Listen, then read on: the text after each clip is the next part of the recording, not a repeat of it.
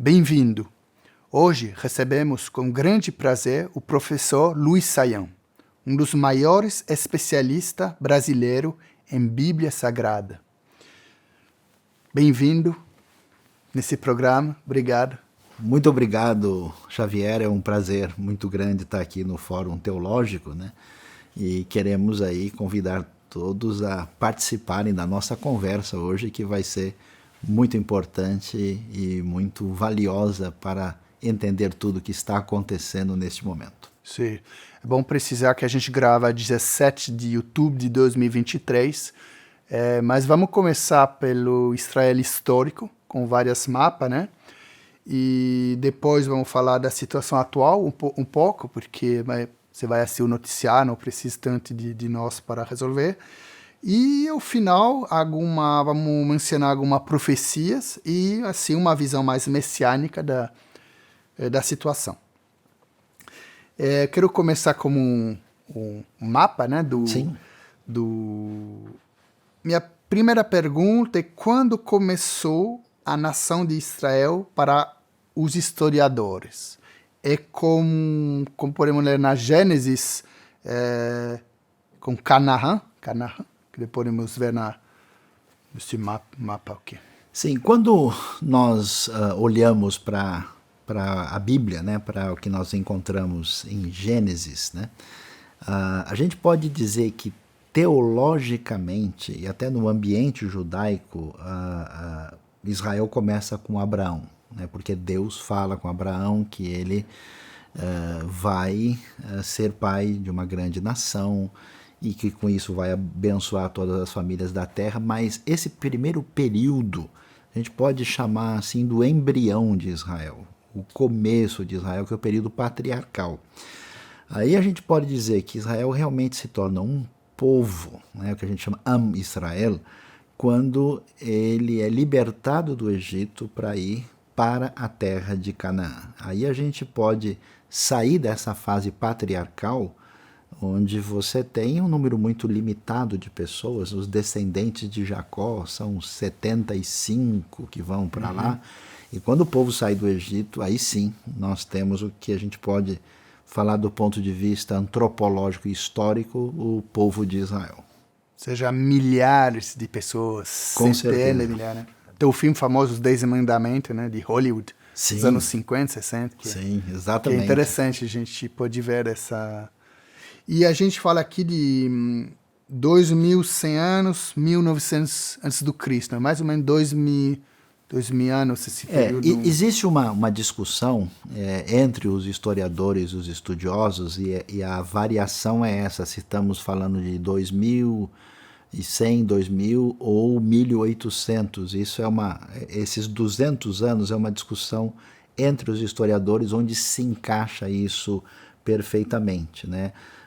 Isso seria a época patriarcal, a época de Abraão, né? Aí quando o povo vai sair do Egito, aí os historiadores se dividem em dois grupos. Um coloca no século XV, né, que seria na época de Tutmoses III, por exemplo, ou no século XIII, que seria o período de Ramsés II. Essa é a discussão. Interessante. Por isso que a gente fala que o povo judeu tem 3.500 anos, se a gente trabalha como 1.500 antes do Cristo. Exatamente, porque até a gente fala, né, que a Páscoa, o Pessach judaico, é o jantar mais antigo comemorado durante todo esse tempo, durante mais de 3.500 anos, né? Entendo.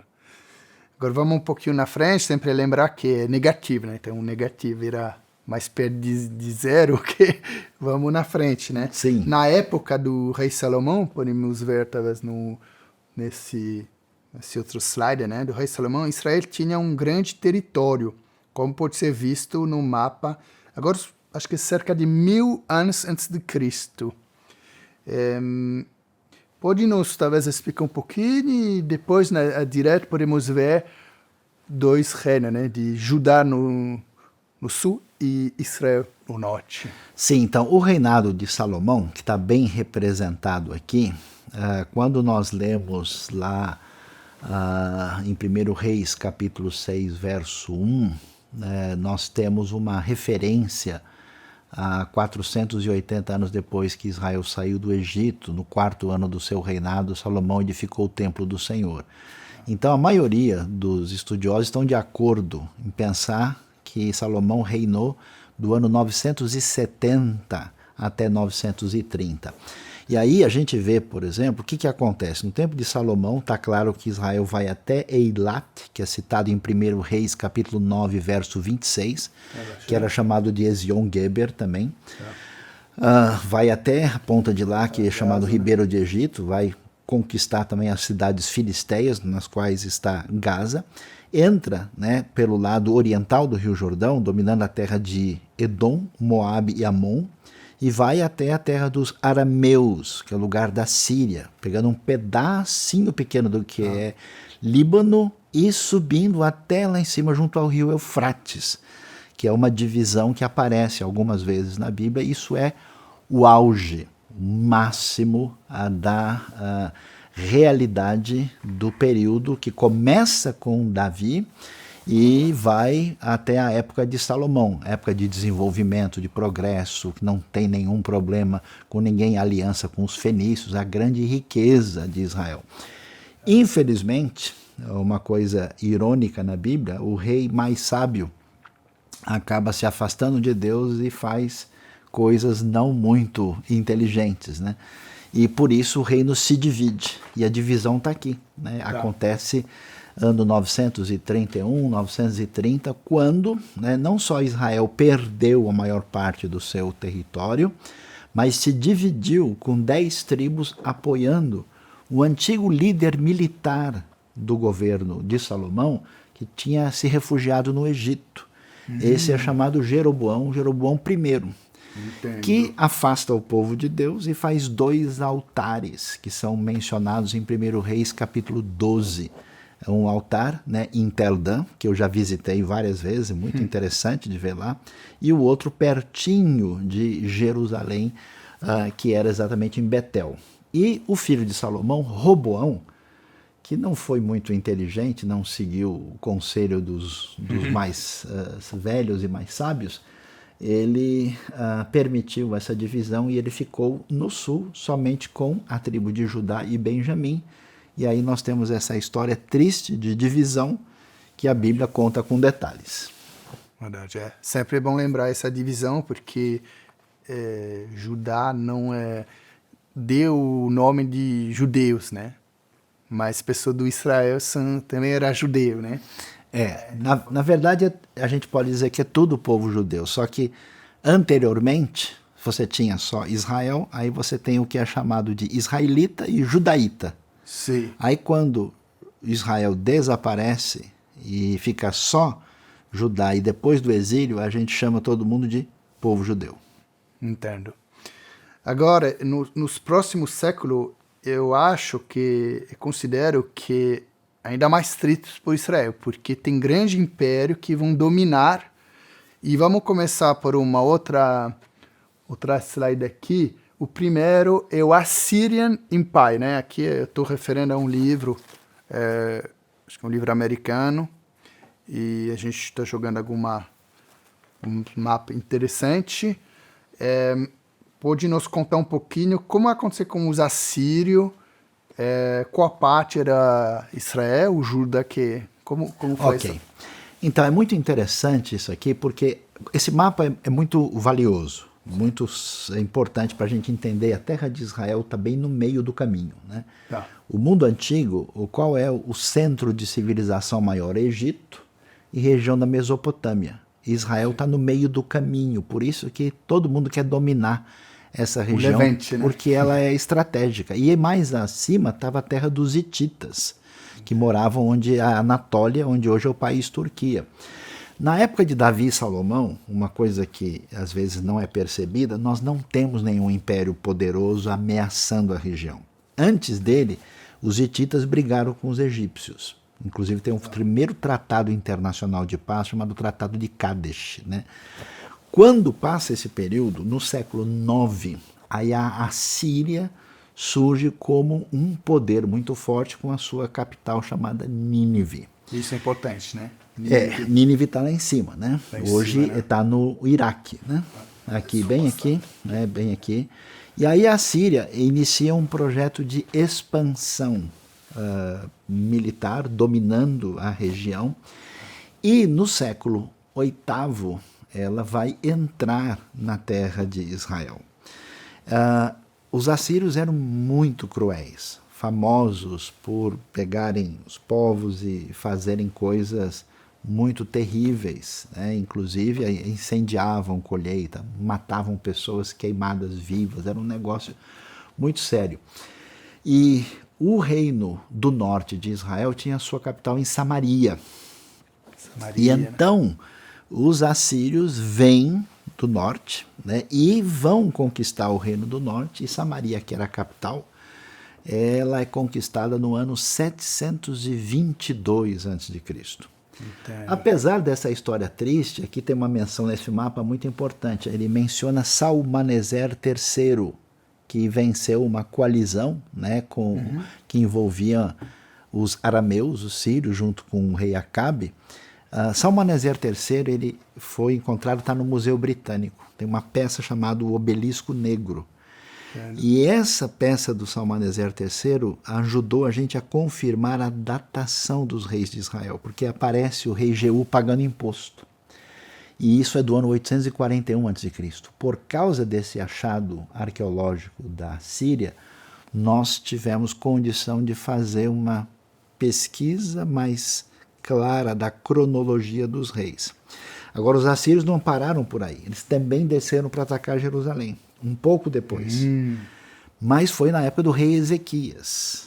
Ezequias foi rei em Judá desde o ano 715 até o ano 686. No ano 701, Senaqueribe chega para tentar conquistar Jerusalém.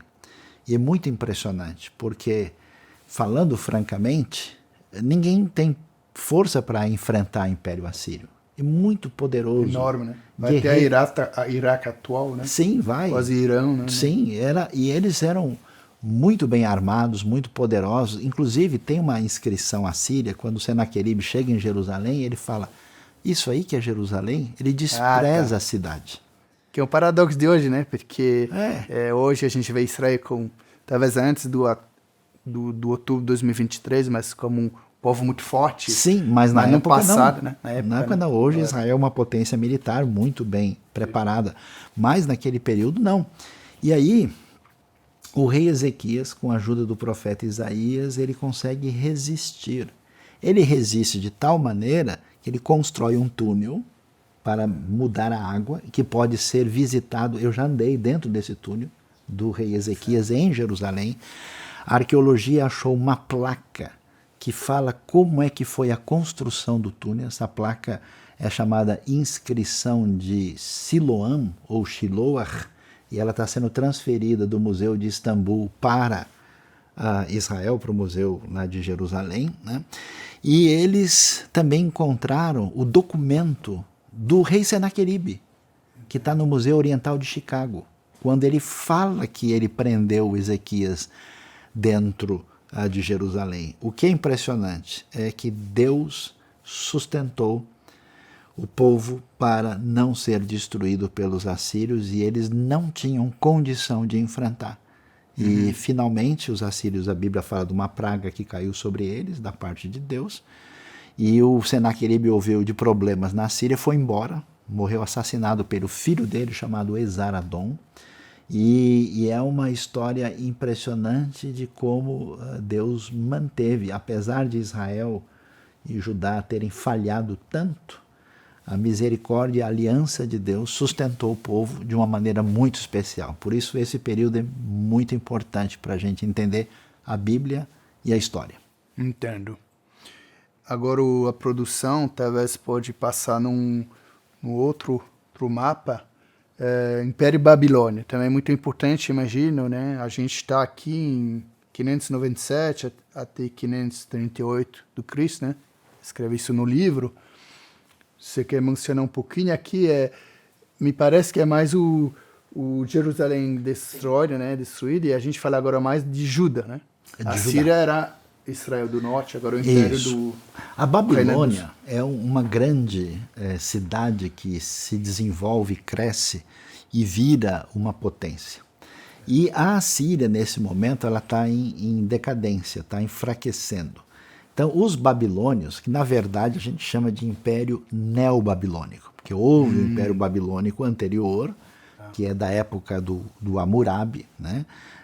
A gente tem lá, inclusive no Museu do Louvre, em Paris, você tem as referências babilônicas antigas, e eles então começam a crescer e expandir e conquistam Nínive.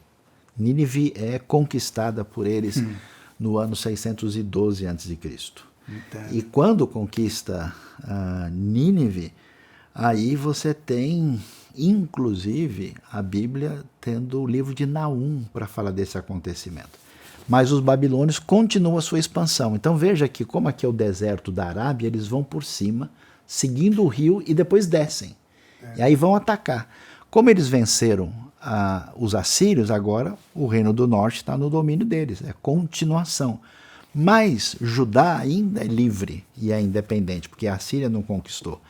E aí os babilônios chegam. Tem uma batalha famosa que aconteceu aí, quando morreu o último rei bom de Judá, que era o rei Josias, no ano 609. Né? Os babilônios vieram e brigaram com os egípcios na região de Megido, né? Ali, Megido, um pouco acima de Samaria, e eles vão e finalmente conquistam Judá. E aí começa a expulsão dos judeus para a Babilônia, o cativeiro. O exílio, né? Exílio.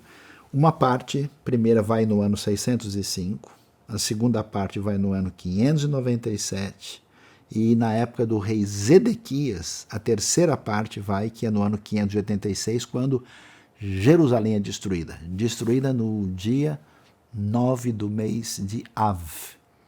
As duas vezes que o templo foi destruído no calendário hebraico é a mesma data. E essa data acontece no verão. Então, tem ano que cai no final de julho ou começo de agosto. E aí, quer dizer, a primeira destruição, é a primeira, né? Do templo. Isso. Do templo. Pelos babilônios. Né, pelos babilônios. 586. Alguns falam 587, outros 586, mas é basicamente. Isso é muito importante, né? Que vai ter depois a segunda destruição, vamos falar. Exato. Em algum minuto. Né? E aí acontece o que ninguém poderia esperar. Que Judá é derrotado, que Jerusalém, que era a cidade da ação de Deus na história, é conquistada pelos pagãos babilônicos, e o templo é destruído. Então, isso vai trazer uma revolução na cabeça dos judeus que agora vão embora da terra e vão ficar na Babilônia e vão estar na condição de exilados. Que sofrimento esse povo, né? Exatamente. Se a gente vai mais na frente, né? Muito vamos falar sofrimento. Um pouquinho mais sobre produção. Talvez agora vamos mencionar um pouquinho sobre o Império Persa, né? O Persa é o Irã atual, né? Que é o grande vilão agora, porque eles falam a língua persa, né? No Irã. Tinha uma amiga lá na Suíça que era do Irã e é uma cultura forte, né? O que acontece aqui como então, o que acontece? Da mesma maneira como a Babilônia tirou a Assíria do lugar, agora vem um novo império. E esse império é o Império Persa. Na verdade, é uma união de medos e persas. E é curioso, né? Porque quando a gente olha assim, a partir de uma visão ocidental para essa região, a gente pensa que todo mundo é árabe, né? Mas, na verdade, a cultura babilônia e a cultura assíria era uma cultura semítica. Então, ela tem uma certa semelhança com a cultura hebraica antiga. Mas os persas não.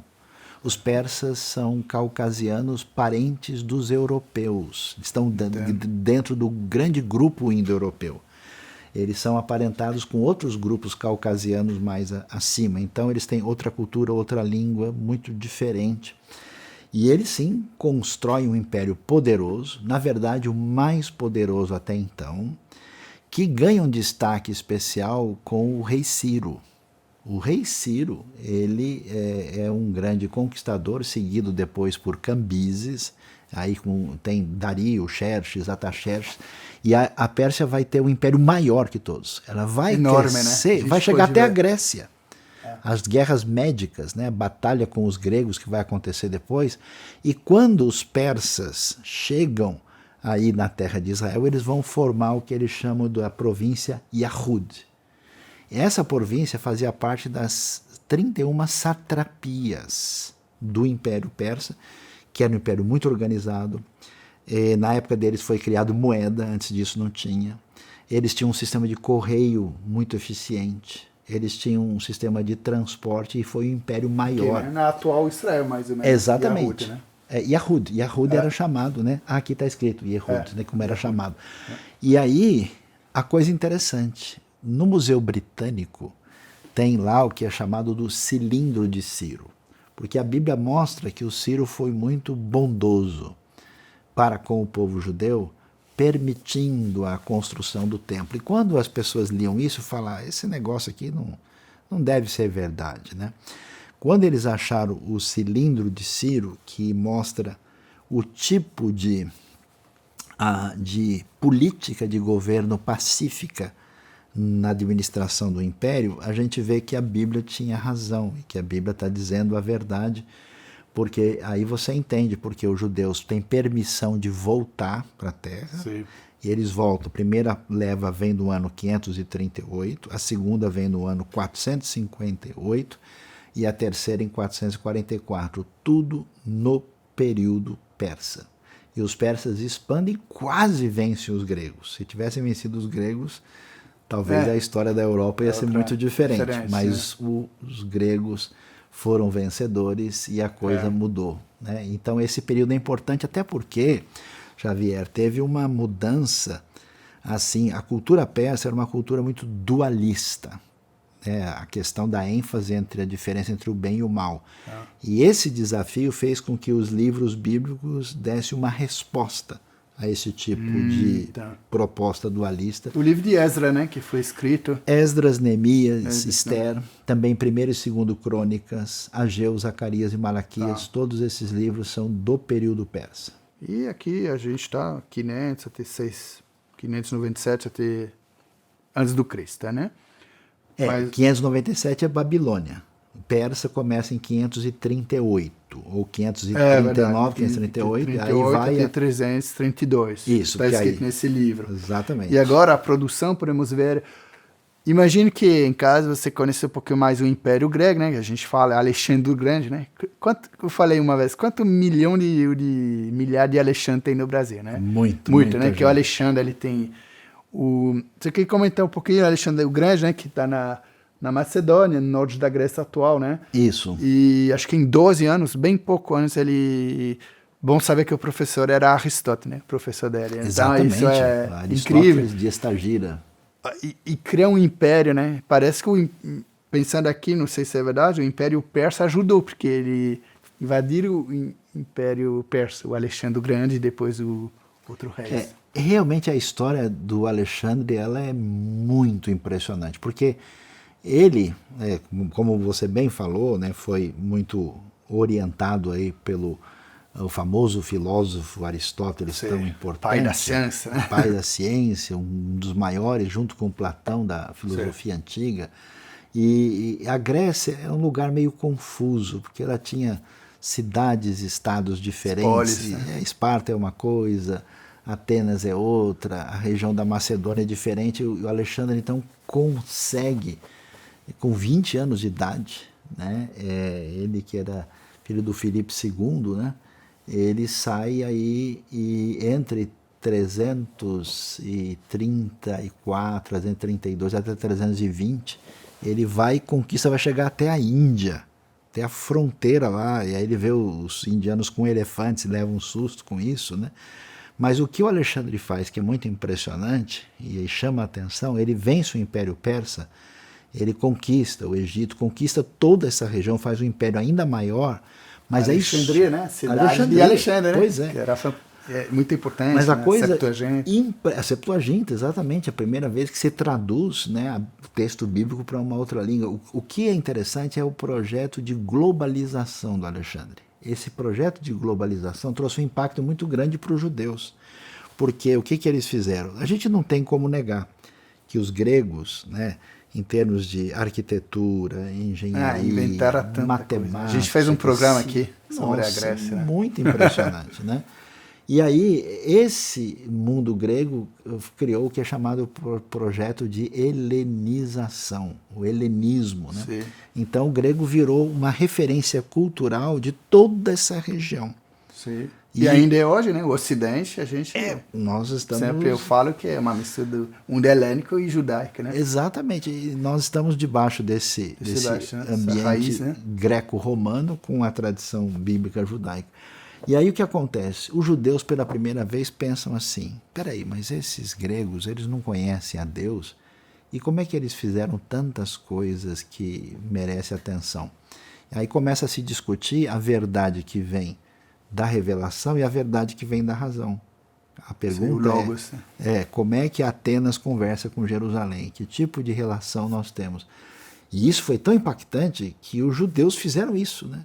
Eles tiveram filósofos judeus como Filo de Alexandria que começaram a pensar como é que essa coisa se organiza. E pela primeira vez traduzir o Velho Testamento, a Bíblia hebraica, do hebraico aramaico para o grego, que foi uma coisa que a gente poderia dizer que seria impensável em um outro momento da história. E isso é o pano de fundo para a gente entender o que acontece no Novo Testamento depois. Entendo. Muito importante mesmo, excelente a importância de mostrar esse ambiente grego para o entendimento da história e da civilização e da Bíblia. Porque me parece que por exemplo, depois vamos falar do Império Romano, né? Os romanos copiaram muito com o conceito dos gregos, até os deuses, né? Então, às vezes eu prefiro falar que o Ocidente é uma cultura grega e judaica. Eu sei que podemos falar, tem algum que fala heleno-romano e judeu-cristão, mas eu gosto, talvez, numa pequena provocação, falar de Grécia e Eu acho Israel. que você tem razão do ponto de vista da essência, do ponto de vista das ideias principais, do caminho da... A única coisa é que os romanos tiveram uma contribuição no contexto jurídico. Lógico, né? E de administração. Até a palavra interessante, ela vem duas coisas juntas, né? É uma forma de criatividade, né? Exatamente. Inter essere, né? Entre... Então tem conceito muito importante do latim. Mas não se compara, né? Os romanos eram a revolução, mais... na minha opinião, ela é da Grécia, Grécia, a gente falou, na filosofia, né? Os romanos eram mais pragmáticos, né? Concordo. E a maior parte do Império Romano, toda essa região toda, sempre continuou falando grego. É verdade. Agora, voltando um pouco sobre Israel, porque esse programa é concentrado sobre Israel, sei que é a produção aqui. Eu volto aqui no século VIII, né? Antes de Cristo. Sim. Porque podemos ver no mapa, os reinados de Judá e Israel já estava diminuindo. Você lembra do outro mapa? Que a gente vê aqui o Filistino, do lado do litoral leste, né? Que agora faz de Gaza lá embaixo. Depois a Samaria foi perdida. Quer dizer, os judeus sempre lutaram por seu território, né? Se a gente volta um pouquinho no Israel do século XX, depois de 48, você quer fazer um comentário sobre... E quem são os filistinos? Acho que gera alguma confusão para cristãos, são os palestinos. Então, de fato, como essa terra era muito importante do ponto de vista estratégico e geopolítico, ela sempre foi cobiçada pelas grandes potências que sempre invadiam. Então, depois do século X, século IX e século VIII, Judá e Israel sofreram muito e perderam espaço. E aí tem duas coisas importantes. Uma são os grandes impérios e o outro são os povos à volta. Os filisteus são povos que vieram de Creta, na Grécia, está mencionado em Amós, capítulo 9, versos 5, 6 e 7. A ilha de Creta, antigamente chamada de Caftor. Em 2013, um grande arqueólogo de Harvard, Dr. Steger, ele fez uma pesquisa genética no cemitério dos filisteus e comprovou que eles são de origem grega. Eles não são parentes. Conversei com uma grega, ela falou que ela defende a Palestina porque eles são da mesma origem. Eu descobri em outubro essa teoria. Mas não é o caso, vamos lá. Não é o caso, né? Aqui nós tínhamos a cidade de Gaza, Gat, Ecrom, Asdod e Asquelon. É chamada 5 cidades, a Pentápole Filisteia. Quando os filisteus chegaram aí, antes ainda do reinado de Davi, século XII, século XI, eles já alcançaram a tecnologia do ferro antes dos judeus, dos hebreus e dos outros povos. Por isso eles são mostrados como um problema tão forte na Bíblia, que ninguém conseguia vencer os filisteus. Quem vai conseguir vencer vai ser Davi. A derrota do gigante Golias e a derrota dos filisteus faz com que, finalmente, Israel consiga sossegar. Mas quando Israel e Judá são enfraquecidos, eles voltam a ter uma autonomia, voltam a ter uma força. Agora, o que acontece? Esses povos, moabitas, amonitas, edomitas, os filisteus e outros, quando as potências chegam depois, nós vimos aí assírios, babilônios, depois persas, depois gregos, depois romanos, esses povos desaparecem. Por que eles desaparecem? Porque eles são pequenos e fracos e essas potências acabam passando, e eles desaparecem enquanto povo local e se misturam com as pessoas.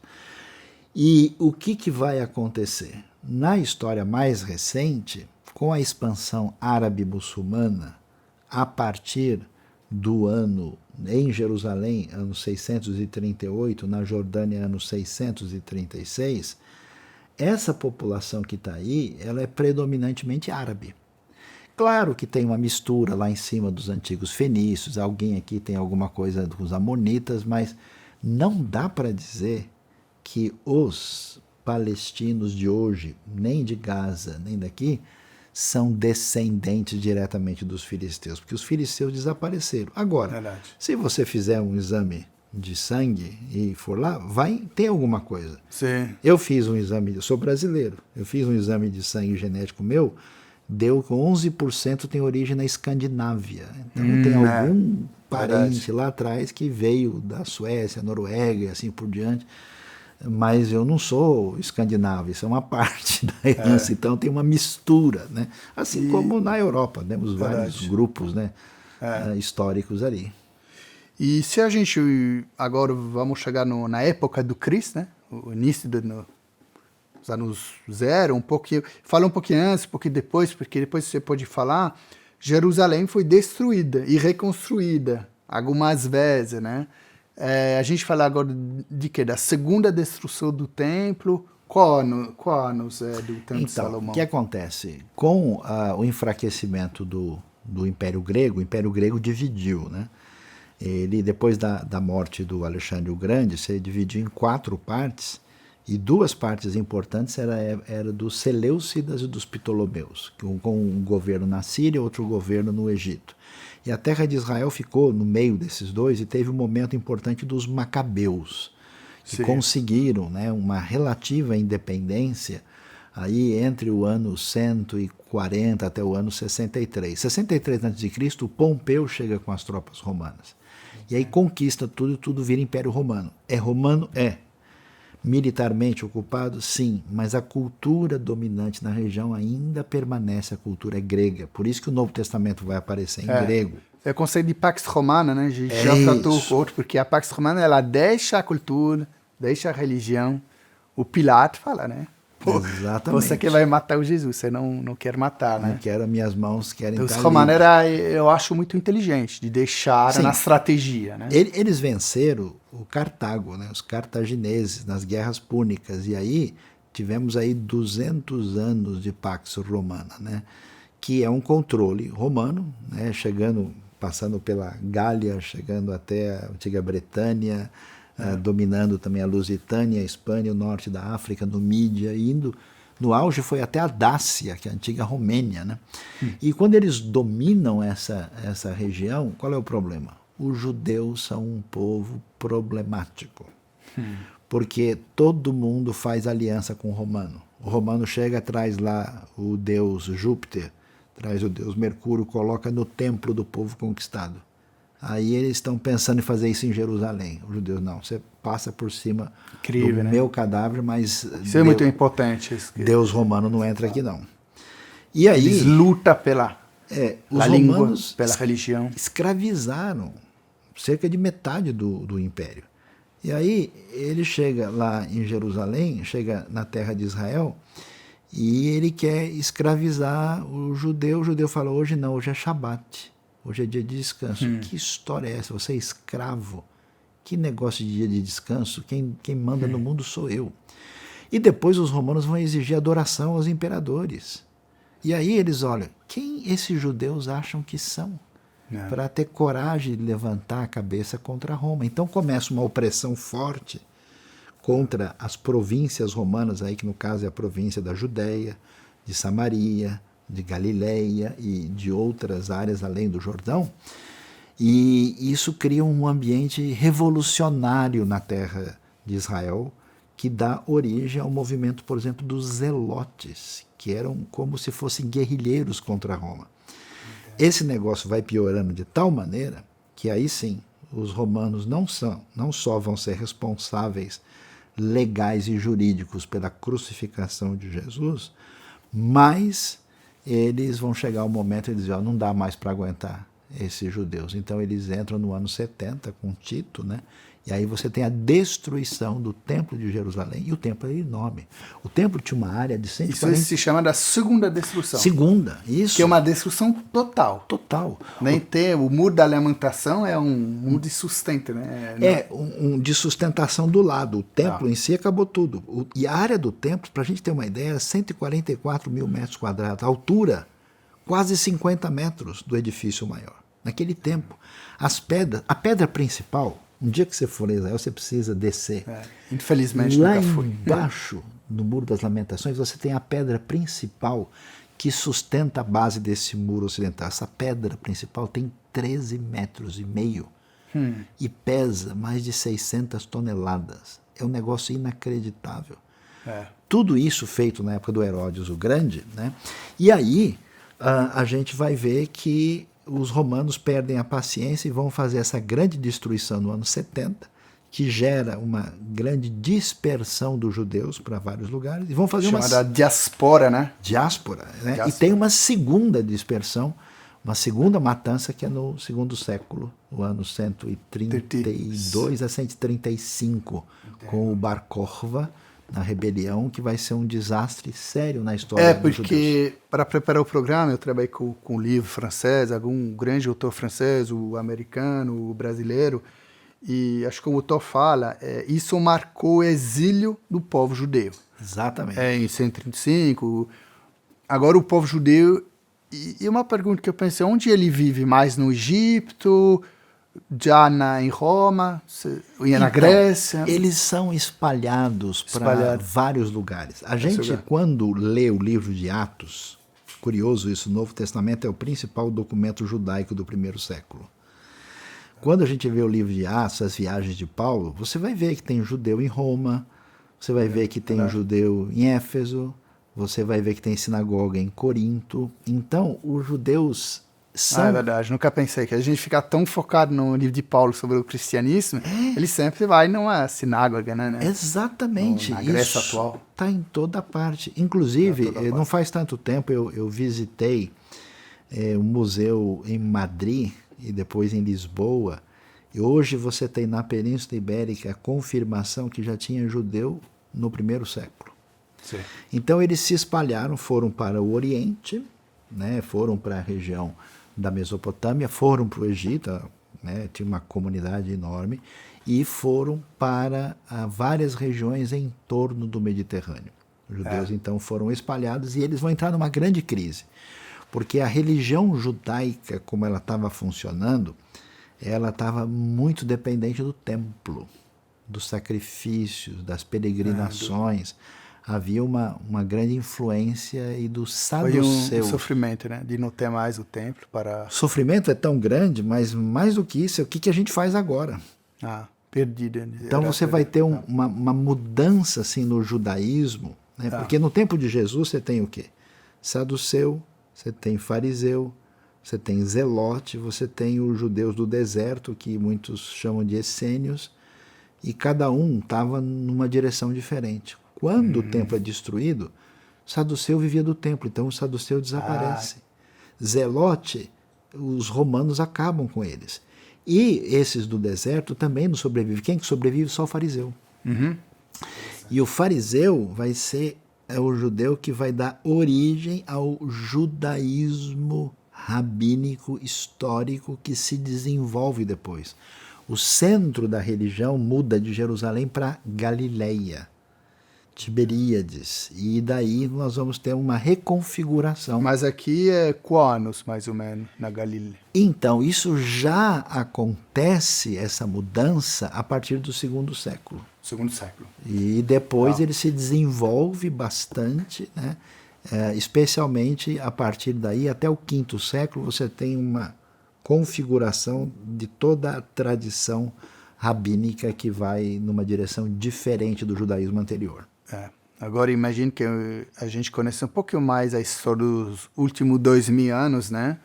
O que é interessante é que esse é o exílio mais longo da história. 18 séculos. Algum historiador fala isso, você concorda? Até 1948. Não, com certeza, porque a gente tem essa grande dispersão no ano 70, uma dispersão completa no começo do segundo século, e até 1948 os judeus viveram espalhados, principalmente pela região norte da África, Oriente Médio e Europa, e passaram por desafios muito sérios e muito grandes. Os judeus, de fato, são um povo único na história. Único. Único e por que quê? sofrimento, por exemplo, na Espanha, né? Que a gente pode acelerar até o século XV, XVI, a Inquisição, e outro exílio da Espanha que vão muito para a Grécia, né? Tessalônica.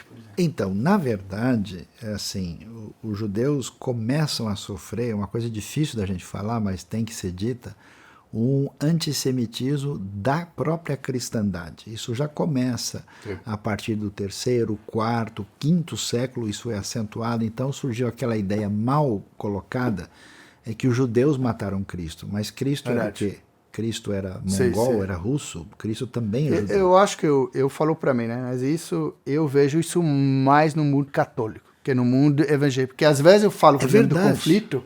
Não, mas no mundo ortodoxo também. Lembre que do lado de lá tem o cristianismo grego. Bizantino, né? Bizantino. Do lado de cá, o cristianismo latino. Não estou dizendo que agora o Vaticano atualizou tudo, reconhecer, né, sobre a Shoah, mas historicamente sim. E no inconsciente coletivo eu vejo mais, por exemplo, antissemitismo, alguns católicos que evangélico, calvinista, o luterano talvez outra história. Pois é. Mas por que na Espanha chegou a esse ponto da Igreja Católica de acho às vezes, queimar vivo? Né? Temos casos em Lisboa, que são coisas sérias, que tem livro aqui de pessoa da USP, que fizeram um livro sobre isso. O que aconteceu foi o seguinte, surge a expansão islâmica. A expansão islâmica, ela chega em Jerusalém no ano 638, conquista o Egito em 641, e ela expande e ela vai dominar a maior parte da Península Ibérica e vai chegar na França, no ano 732, a Batalha de Poitiers, lá do... Sim. E essa expansão árabe-islâmica. E, a princípio, os judeus viveram razoavelmente bem entre os árabes muçulmanos, eram respeitados. Mas, dependendo da situação, a coisa é complicada. Quando Portugal e Espanha estão debaixo desse domínio islâmico, e os reis católicos, Fernão e Isabela, começam a lutar, e também Portugal reage à famosa Reconquista, de certa forma eles associam judeus e muçulmanos são não cristãos e que não são nossos amigos. E o jeito que esse catolicismo jesuíta se definiu na Península Ibérica é diferente do catolicismo da Áustria, diferente do catolicismo na Sim. Bélgica. Não tinha WhatsApp, não tinha... Era uma As informações circulam muito diferente. E aí foi uma reação católica muito exagerada e muito complicada. Sim. E aí a Santa Inquisição entrou na história. Na verdade, ela era muito mais grave na Espanha do que em Portugal. Tem até um filme interessante chamado 1614, que é um filme que fala da expulsão dos últimos judeus da cidade do Porto. Mas a coisa era tão impressionante, para você ter uma ideia, nessa época, na Península Ibérica, 10% da população era judaica. Impressionante, né? Uma cultura judaica. E muita profissão como médico, né? Sim, os judeus mais importantes da história vêm exatamente desse ambiente, desse período. Você tem uma ideia, tinha um astrônomo judeu, geógrafo, chamado Abraão Zacuto. Tem uma cratera na Lua chamada cratera de Zacuto. É um espaço contribuição enorme, né? Muito. Eles estiveram por trás de muita coisa muitas foram importante. para a Grécia, por exemplo, que uma vez chamou minha atenção, que é trágico, vamos chegar na Shoah, né? Shoah é a exterminação de Hitler, de holocausto de cerca de 6 milhões de judeus. Em Tessalônica tinha 30, 40 mil judeus, 98% foram mortos por Hitler. Que é terrível que se a gente pegar essa informação, porque já sofre o judeu, a história dele devido à Espanha. E vem em Tessalônica e trem vão para Auschwitz, o Dachau, não sei onde. É impressionante. É terrível, né? Mas olha que coisa interessante. Esses judeus, quando Fernão e Isabela expulsaram os judeus de Espanha, muitos foram para Portugal. Ao ponto que em Portugal chegou a ter 15% da população de judeus. De cada 6 pessoas de Portugal. Outra interpretação, né?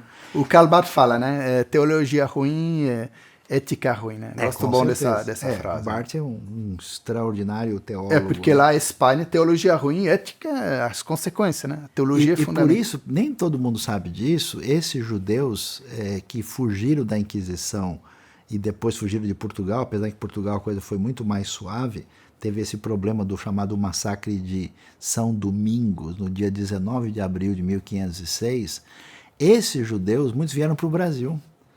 O Brasil é o lugar da... O neocristão, né? O novo cristão, sim, né? Mas muitos vieram como cristãos novos e outros vieram como judeus também. Por exemplo, a primeira sinagoga das Américas, ela foi fundada no Recife. O rabino Isaac Aboab da Fonseca, no período do domínio dos holandeses aqui.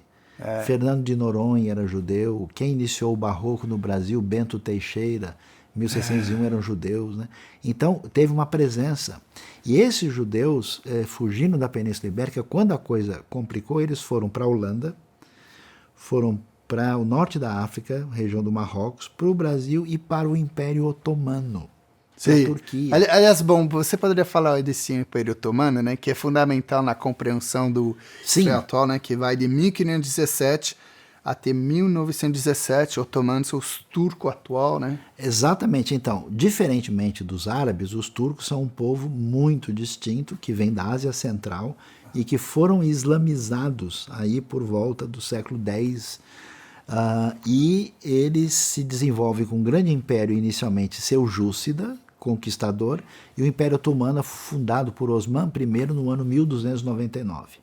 Esse império vai ficando tão forte que aí ele chega em Jerusalém, em 1517. No Israel atual, né? Por isso é que o pessoal fala, mas lá na terra de Israel, a terra era dos árabes ou era dos judeus? Veja, os turcos dominaram 400 anos. A última vez que árabe dominou lá foi 1516, ou seja, tem mais de 500 anos. Então, talvez as pessoas falam mais muçulmano que... Mas era muito diferente, muito diferente. Inclusive os árabes sofreram muito na mão dos turcos, que eram os... E esses otomanos queriam conquistar a Europa. E eles você falou até Viena, né? Você foi o grande... Então, eles cresceram até o ano 1699, depois perderam força. Mas, no século XVI, eles eram mais tolerantes. Eles conquistaram Constantinopla em 1453, e na época do sultão Bey Said II, ele percebendo quantos judeus inteligentes e importantes estavam sendo expulsos da Espanha, convidou.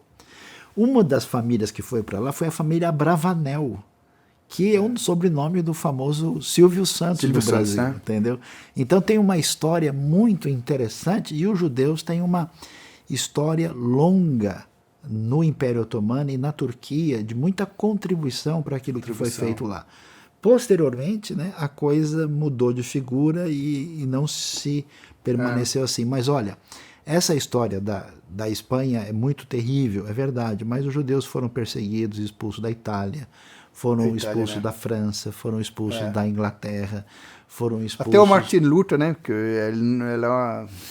algum fala bem antissemita, depende da interpretação, mas... Não, veja, o que o Lutero tinha na mente? O Lutero, ele achava o seguinte: os judeus não creem em Jesus por causa do catolicismo. Quando a gente mudar e apresentar a coisa mais de acordo com a Bíblia, os judeus vão se tornarem evangélicos. E isso não aconteceu, com raras exceções. Aí o Lutero ficou meio revoltado e ele disse coisas que não deveria ter dito. Sim. Ele não agiu de uma maneira adequada e ele ajudou a fermentar esse antissemitismo, né? E que é um problema, né? Que permaneceu, né? na história e até foi indevidamente utilizado aí pelos nazistas, né? Para... que os nazistas buscaram tudo, o Nietzsche, né? Abusaram também da... Exatamente. Mas uma pergunta para ficar nesse período otomano: é verdade que havia judeus vivendo na Terra Santa? Vamos supor uma Terra Santa também com muito deserto, né? Eu li livro que não era muito desenvolvido, né? Não era tudo era nada. quase destruído, pobre. Por quê? Porque, veja, o Império Otomano, ele conquistava, é verdade que ele chega em Jerusalém, ele constrói as muralhas que estão lá, né, até hoje, por volta de 1530, e ele se preocupa inicialmente com Jerusalém, mas a terra nunca foi bem cuidada. Não era uma prioridade, né? Não, o atual Istambul, Constantinopla, Bizâncio, era o centro, imagina, né? E eles queriam lá é bem no sul, né? Eles queriam fazer uma estrada de ferro que ligasse Istambul a Bagdá. Então, o que eles fizeram na terra de Israel, em boa parte do Levante, eles cortaram árvores de tudo quanto é tipo. Isso eu ouvi Mark falar. Mark Twain visitou a Galileia no século XIX e ele disse: isso aqui é um lugar sem esperança. A Galileia é um lugar cheio de malária. Verdade. Nunca cuidaram. Um deserto, né? Bom, a Europa também foi... por isso que hoje acho que eu sou europeu, né? Eu sempre acho um pouquinho exagerada a crítica dos europeus sobre a Amazônia, porque a Europa cortou todos os árvores, né? Nada. Os brasileiros deveriam decidir, né? Pois é. Parênteses. Então, na verdade, a terra não tinha muito o que oferecer. A terra estava numa situação difícil. Quem vai trazer Hoje em dia, falta de água, né? Eles têm que dessalinizar, é uma tecnologia enorme. Quem trouxe alguma ajuda mais efetiva para aí foi os britânicos. É isso. Que eu quis falar disso, né? Esse protetorado, né? Depois da Primeira Guerra. Primeira Guerra Mundial, né? E parece que foi cortar toda essa região lá num café em Londres, não sei onde. Você vai comer, família, né? Da Jordânia vai começar a parte, né? Não foi muito planejado, né? Não foi, porque o que acontece, né? Com o fim do Império Otomano, com a queda da Turquia na Primeira Guerra, toda essa região do Levante e Norte da África estava debaixo do domínio otomano. Então isso causou duas coisas. Um desejo dos árabes de independência de criar um novo grande império árabe, né? Que aparece no filme Lawrence da Arábia, aquela coisa toda. E do outro lado, a gente teve a presença dos britânicos e dos europeus aí, né? Francês também no norte, Os franceses. Lebanon, Síria, né? Então, desde Napoleão, quando ele trouxe as suas tropas aqui, você tem, com François Champollion, você tem o início da arqueologia, da pesquisa. Então, todo o Oriente Médio ficou debaixo dessa influência europeia, com seus pontos positivos e pontos negativos, mas isso trouxe um ar diferente para a região. E então, os britânicos, quando se estabeleceram aqui, eles atraíram gente. Os judeus sempre tiveram, num número maior ou menor na terra, por causa da herança histórica. É verdade que havia árabes, cristãos e muçulmanos e outras minorias que estavam aí. Mas quando os britânicos se estabeleceram, muita gente que estava do lado de cá, dali, eles começaram a vir porque começou a ter emprego, ter condições melhores. E aí era a grande potência, né? Hoje é Estados Unidos, mas nessa época o Império Britânico era estava competindo em Inglaterra e Estados Unidos. A França administrou o Líbano e a Síria. Sim. E teve a sua presença ali. Aqui nós tínhamos a região da terra de Israel com árabes e judeus, aumentou bastante o número dos dois, Tínhamos a Jordânia, que foi um país criado para separar duas... Uma família, parece, né? A família Hashemita, era o clã Hashemita que era da parte... Vamos doar para esses ricos. Exatamente, porque eles administraram, porque lá na Arábia Saudita tinha que ficar a família maior e a outra família, para não ter problema, deram a Jordânia para eles, que tem a ver com o rei Abdullah hoje. Desculpa um comentário, mas você viu talvez uma coisa que demorou algum minuto, o impacto que tem hoje, né? Pois é. Quer dizer, sobre fronteira, sobre... não sei se é difícil prever o futuro, mas... Então, a administração britânica e a expectativa que ela criou que judeus e árabes teriam os seus anseios resolvidos, né? E por causa do movimento antissemita, dos governos complicados que nós tivemos, dos fascistas, dos nazistas e outros, muitos judeus começam a querer fugir, sair quando começa a perseguição, então é natural que eles procurassem a terra de Israel, e o mapa do Oriente Médio com países como Iraque, Kuwait, Emirados Árabes, tudo isso tem a ver com os interesses que o petróleo trouxe, né, e com a maneira como os britânicos deixaram o mapa organizado. Sim. Mas o ambiente da região é muito difícil de resolver, e não é só aqui, né? Você tem o Iraque com curdos, com árabes, minoria cristã, minoria islâmica, sunita, xiita. E o ambiente é difícil de administrar. Vamos falar um pouquinho mais das coisas complexas. Uma coisa muito importante, como eu sou suíço, cresci na Suíça, né?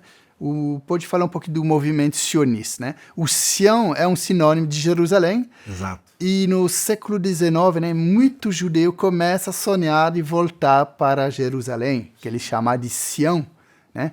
E em Basileia, na Suíça, que é uma cidade perto de Zurique, mais da metade dos congressos, né? Você quer falar dessa... Então... Como funcionou? Resumindo, que podemos falar também 2 horas. Não é porque está na sua presença, mas a Suíça é o país mais pacífico da Europa, desde que a gente conhece. A gente fez muita coisa errada também no ouro do judeu, né?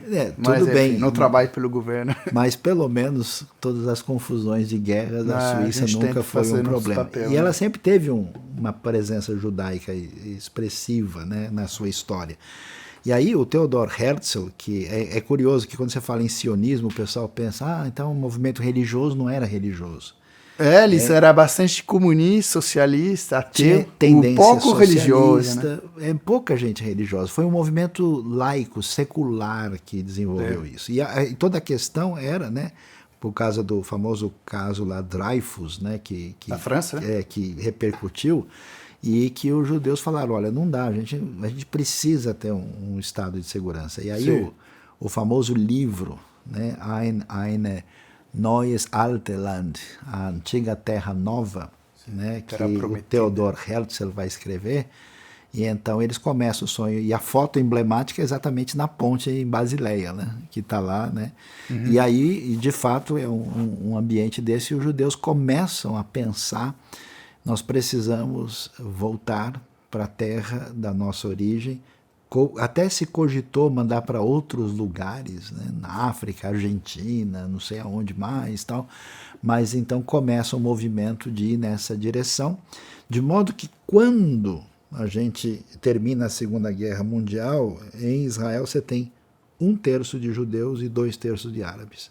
Esse é o cenário. Já começará a voltar a comprar terra. Sim. Porque como era protetorado inglês, era possível, né, de comprar. Exatamente. E aí abre-se Vamos começar alguns segundos o Estado de Israel, em 1948. Uma coisa que eu quero falar é, num livro francês, que achou muito bom, deveria ter uma tradução aqui, Dieu, la science et l'épreuve, ou seja, Deus, a ciência e a evidência, cujo link você encontrar no comentário desse vídeo, né? Se é uma pessoa que quer comprar no Amazon, por exemplo. Os autores, Senhor Bolloré e Bonassis, o Senhor Bolloré é o irmão talvez o empresário mais influente da França, porque ele é dono de mídia conservador, ajudando a ter o judeu, né? Eles explicam, o povo judeu é provavelmente o único povo remanescente dos tempos antigos, como o mesmo país, o mesmo idioma e a mesma religião do início. Você concorda com essa frase? Com certeza, se o profeta Jeremias ressuscitasse e fosse em Jerusalém tentar almoçar, ele ia conseguir conversar com as pessoas, e isso é muito. Eu que estudei muito a língua hebraica, né, eu sei muito bem que a gente tem aí mais de 70% das palavras da língua hebraica moderna com base no hebraico da Bíblia. Então, você tem... A língua concorda, país a gente vai ver que concorda, e religião Exato. quase não tem dúvida. Exatamente. Então, o povo judeu, de fato... E a coisa interessante é que, assim, você tem povos antigos que têm preservado, mas qual é a diferença? É que esses povos ficaram na sua própria terra. A diferença dos judeus é que eles foram dispersos, né? Inclusive, o pessoal diz, né, quando Israel foi expulso da sua terra pelos romanos, eles levaram a única coisa que importa, o livro. E quando eles voltaram, e foi interessante, Israel foi criado em 48, em 47 descobriu-se os manuscritos do Mar Morto. É Então, verdade, né? Eles a gente dizem fez um assim, programa sobre isso, sobre a história eles da dizem, Bíblia. está de volta o povo, está de volta o livro. Porque esse é o povo do livro. Então, quem sustenta Israel, a base, o fundamento de tudo, é o pensamento bíblico. Então, isso é um negócio único. Você não tem um povo afastado da sua terra. Sei que... E 3.500 anos, né? É muita Porque talvez coisa. Grécia pode também, o grego não muda muito do kiné, do koiné, mas é 2.500. Lá a gente fala de 3.500. A gente chega aqui no Brasil, que é a terra de todo mundo, veio gente de tudo quanto é lugar do planeta, 2 gerações, o indivíduo já nem lembra mais nada da sua cultura anterior, né? Agora, aqui era o protetorado, né? Poderia ter jogado essa mapa antes, mas a gente vê, não, desculpa, aqui, protetorado, mas sim, aqui sim. É o plano de divisão. Está escrito até em francês, hein? Plano de Nessa partage. época, o francês era uma língua global. Sim. É interessante, acho, porque aqui, se não me engano, a gente está falando de 1947, uma proposta de divisão. É 50-50. E o que acontece depois, né? Houve uma guerra. Então, mas veja lá, o que nós temos aí? Isso é a proposta da Liga das Nações, né, que vai ser depois votada na ONU em 1947, em novembro. Mas presta atenção, quem conhece Israel sabe muito bem que 70% da terra de Israel é deserto puro. Então aqui embaixo, toda essa área aqui que você vê, é o deserto do Negev, não tem nada aí. Quer dizer, aqui o judeu era ruim pelo judeu. É a pior parte. O que tem tá. de bom ali é aquela Essa parte montanha, né? ali em cima, né? Aqui é uma coisa, a gente vê as montanhas, né? Isso. Em 3D, então, as montanhas no centro, que agora é a Cisjordânia mais ou menos. A parte em torno aqui da parte montanhosa é uma área muito boa onde os árabes estavam. E aqui eles têm uma parte do deserto, a região de Gaza no litoral e a parte com fronteira com o Líbano. Então, assim, o que eu acho estranho é que, veja que as partes árabes, elas estão divididas em 3 áreas sem conexão direta, né? Aqui até dá para ter uma conexão próxima. Eu não sei se isso foi muito bem planejado, né? Mas o que aconteceu? A gente entende, os árabes estavam querendo Egito, né? Era Egito e Jordânia e Síria e Líbano. Né? Os 4. Então, aí, quando os judeus que estão fugindo de Auschwitz, isso é 1947 para 48, a guerra terminou em 45, os judeus estão tipo, qualquer coisa que oferecer está valendo para nós. Sobrevivente. Né? Então, eles aceitaram de imediato. Mas os árabes... Viveram um inferno.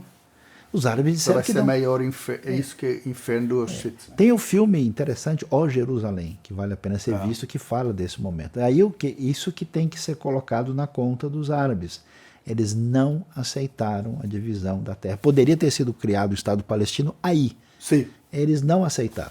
E como eles não aceitaram... Ao menos os governos dessa época, né? Eles partiram para cima de Israel para aniquilar. Israel não tinha nem força. Fez um pacto, uma aliança. Sim.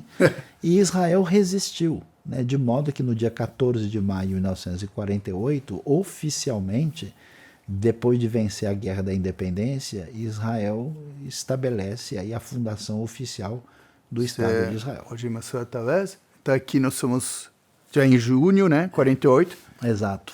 Eu sei que quando tem um conflito, às vezes as coisas não são tão determinadas, mas a gente vê que, se eu entendo bem, né, o Israel já está com mais território, o judeu. Aqui ainda fala da situação militar, né? Tá. Dos conflitos, aqui está sob o controle árabe. Então, quando Israel reage e se defende e consegue vencer, aí sim, Israel vai fazer uma modificação e vai ampliar o território conquistado, que deve estar talvez no mapa seguinte. Porque depois a gente vai também nessa guerra fundamental, né, que é o Guerra dos 6 Dias. Não sei se talvez aqui. Ok. Aqui é uma tradução, não sei qual língua é romana, mas enfim, dá para ver o Isso é catalão. mapa aqui. Esquema General de la Guerra de 6 Dias. Explica essa guerra de 6 dias, que é fundamental. Tem um filme aqui, acho que no Brasil, em outubro, pode ver, ou vai sair na internet. Então, o que acontece é o seguinte, Israel então resiste, e aí uma coisa que chama atenção. A princípio, a faixa de Gaza ficou sob administração egípcia. A região que hoje a gente chama de Palestina ou Cisjordânia ficou invadida e dominada pela Jordânia, de 48 a 67. E aí, em 67, mais uma vez, várias nações árabes vão para cima de Israel com a intenção de dominar todo o território. Eles querem destruir Israel. Sim, exatamente. Isso é bom falar, né? Israel reage. Israel agora, se conseguiu vencer em 48, agora Israel está um pouco mais forte e consegue resistir. Quando Israel faz isso, como a gente vê no mapa, né, Israel acaba ampliando, né, a sua ação pela península do Sinai, que é território egípcio. Onde Moisés recebeu os 10 mandamentos. Exatamente, bem aí no Sinai. E a coisa que o pessoal fala e não entende, porque para entender você precisa entender da geografia local, é que Israel invade ali e conquista as colinas do Golã. Sim, colina do Golã, né? Aí, então, quer ver, olha só. Aí você está vendo só o mapa, por que aqui é tão importante? Dar uma olhada na altura disso aqui. Por que as colinas de Golã são determinantes? Porque quem está nas colinas de Golã, olhando para a região da Galileia, olha de cima para baixo. Verdade. Então, é só você colocar as metralhadoras e as armas ali e atirar quem está lá embaixo. Tá. Então, do ponto de vista da sobrevivência, Israel não tem como abrir mão daquele controle, porque senão você deixa a plataforma de onde você pode ser atacado. Aqui é a Síria que reivindica. Exatamente. A Síria reivindica e a Síria perdeu o território, e por isso a Síria não negocia com Israel, mas Israel, quando isso estava no controle sírio, veja que faz fronteira com o Mar da Galileia. É possível você envenenar a água. É possível você, então... Porque uma coisa que as pessoas não entendem, nessa guerra dos 6 dias, o Israel ganhou. Ganhou toda essa parte. Sim. Ganhou até a Cisjordânia. Sim. Ganhou Gaza, né? Ganhou tudo. Ganhou tudo. Depois tem outra negociação com o Egito para devolver. Exato. Que isso eu não entendo porque eles devolveram. Então, na verdade, aqui é 6 dias e você tem a guerra do Yom Kippur. São as duas guerras próximas. Em 73. Né? 67 e 73. Israel vai devolver depois isso. E por que Israel devolve? Agora Israel fica, desculpa minha fala não diplomada, fica bonzinho, devolve. Qual pressão eles recebem para devolver essa? Então, eles têm, claro, pressão da comunidade internacional. Estados Unidos, Europa e outros países do mundo árabe. Sim. Eles não têm intenção imperialista de ampliar território, não é a maneira que é um como... deserto também, né? Não sei se tem muito petróleo. Não, mas tem coisa aí. Tem minério, tem coisas interessantes. Bom, devolve esse grande, que é maior, aliás, que o território. Exato. Agora, por quê? Israel está disposto a fazer isso pela paz. Isso foi um erro estratégico? Você acha que muito judeu pensa que agora foi um erro estratégico de devolver? Eu acho que não. Eu acho que não, por quê? Se a gente é. pensar em termos de visão sionista, esse território não está incluído. Tá. Isso aí não está em momento nenhum da história. Então, Israel era Egito, talvez outro lugar. Exatamente. Então Israel não precisava ter isso. E aí realmente não há razão. E é muito melhor você entregar um pedaço desse deserto para o Egito e garantir a paz. E a gente sabe lá em Camp David, né, quando tiver o grande encontro lá do Menachem Begin, do Anwar Sadat, com a atuação do Jimmy Carter, né?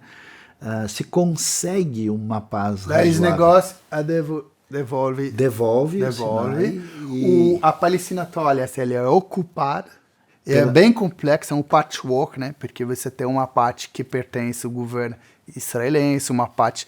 Isso acho que nunca entendi antes de preparar esse programa, acho que 99% da população não sabe, pensa que é palestino, mas não é, tem o Israel que tem o poder em várias patchwork, um puzzle. Né? Então, Israel conquistou e poderia reclamar, até porque quem estava com o domínio aí sobre isso era a Jordânia indevidamente, ninguém nunca reclamou. E a pergunta que se levanta é, se é tão importante esse Estado palestino, por que a Jordânia não criou? Durante os quase 20 anos que ela dominou. Depois a gente vai falar, eu acho complicada a atitude da Jordânia. Né? Então, eles poderiam ter criado, não fizeram isso. E o que acontece?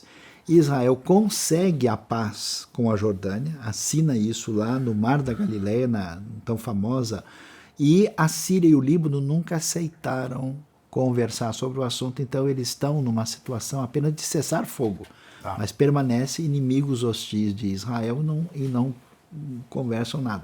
Agora, quando começa o movimento de organização da libertação da Palestina com Yasser Arafat, que ganha força a partir dos anos 73 em diante. Quando isso acontece, a ideia é... Ele era cristão, né? Ele não, mas a esposa sim.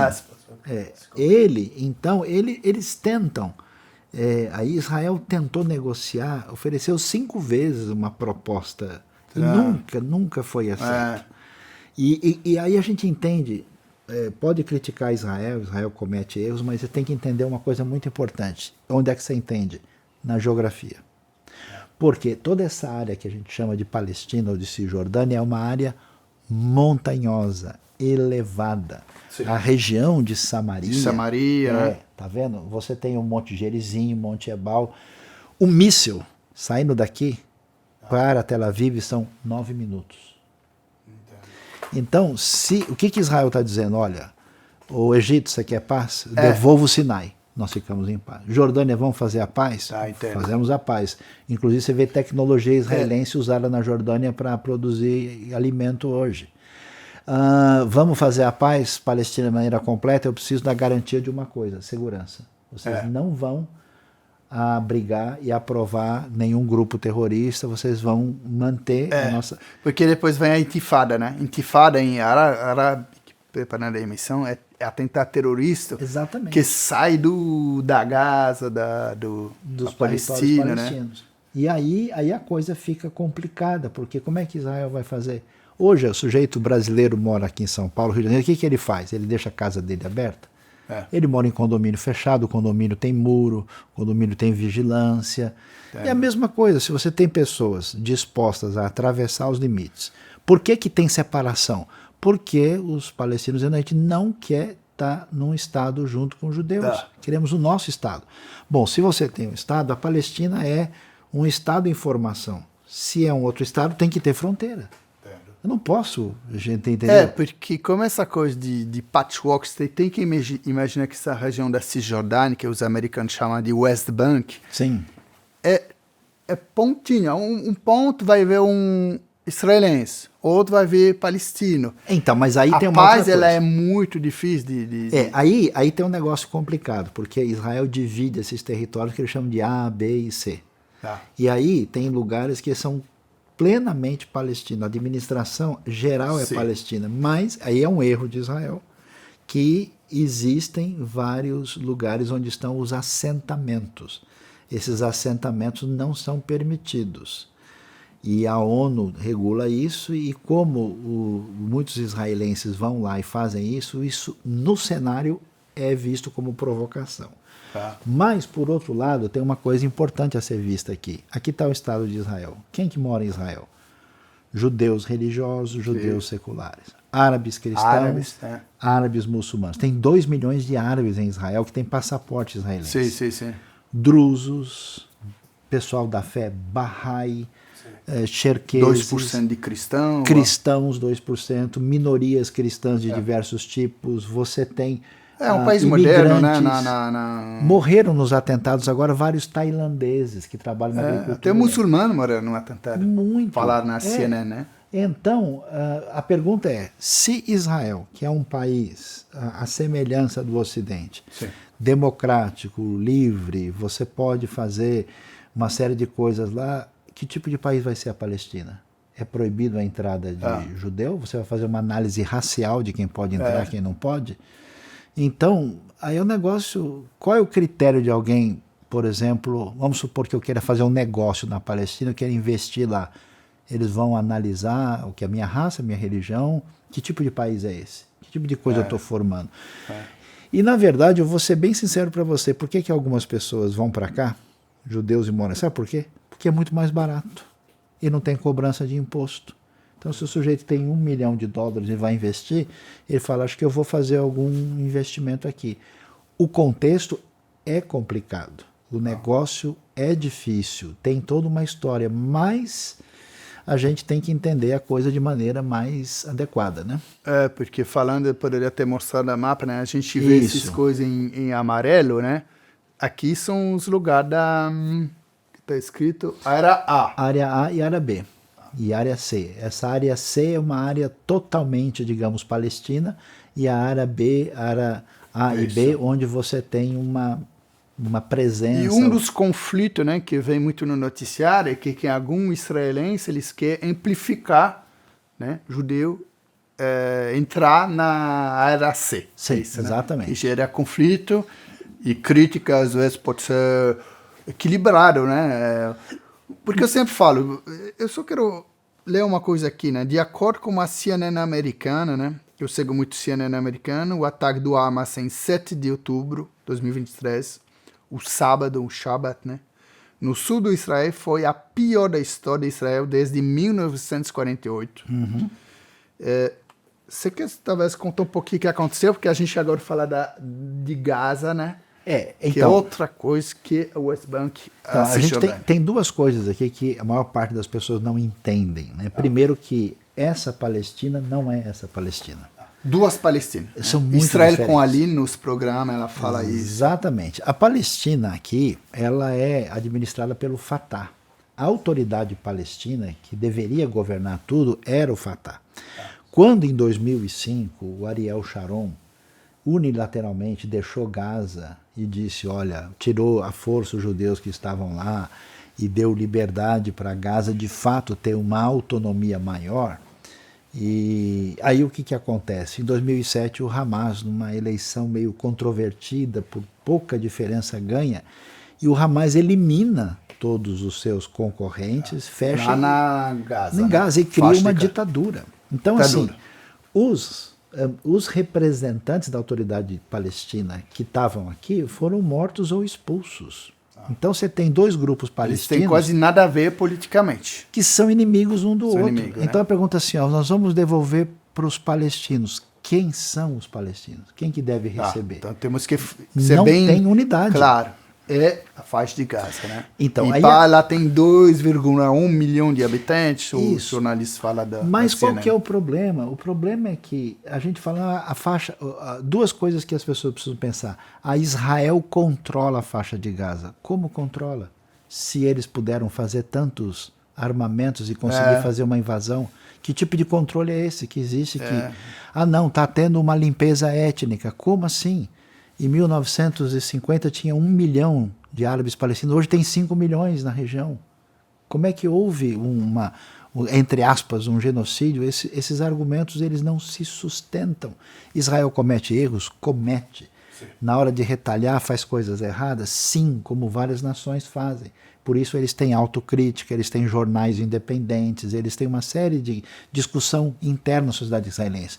Mas o que aconteceu aqui foi um desastre, porque esse grupo é autoritário, esse grupo não permite mais eleições e, na verdade, o que é feito de desenvolvimento possível para Gaza não acontece. O grupo transforma tudo isso em equipamento militar.